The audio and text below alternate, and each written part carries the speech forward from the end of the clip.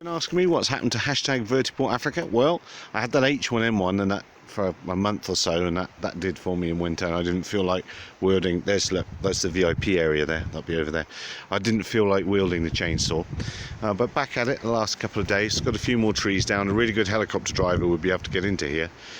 This tree, I'm waiting for the wind to be going that way. It's currently going that way. Stop it falling down on a track that's just down over back behind there. Just saved me having to trim that off the track really. And then over here, this one and this one are just too big. Let's see, the wind's raging here again, and I have been, let's cut to a photo if I can find it from LinkedIn. I've been seeing people talking about urban canyons and how they're going to get around them and all that sort of nonsense, and it is nonsense because Mother Nature's got canyons and gullies and valleys and ridges and trees all over the place. Wind is wind is wind. Yeah, going around man-made things is a bit sharper.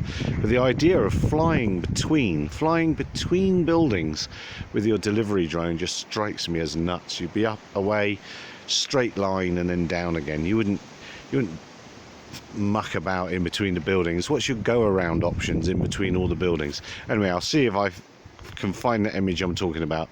I'll put it underneath this. A slightly longer micro rant. He just turned around and said, I'm looking at where to run away to. I get a feeling he shouldn't be stood there.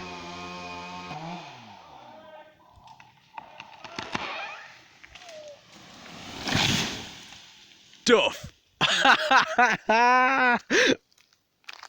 At the end of the day, as regards building Vertiport Africa or urban air mobility or delivery drones or whatever, every time I see bits of road like this, I think, why on earth do we need to build big infrastructure?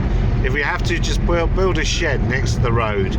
But other than that, quick land on this, put the thing to one side, unload it, take off again. Robert's your father's brother. It's really not that complicated out in the countryside.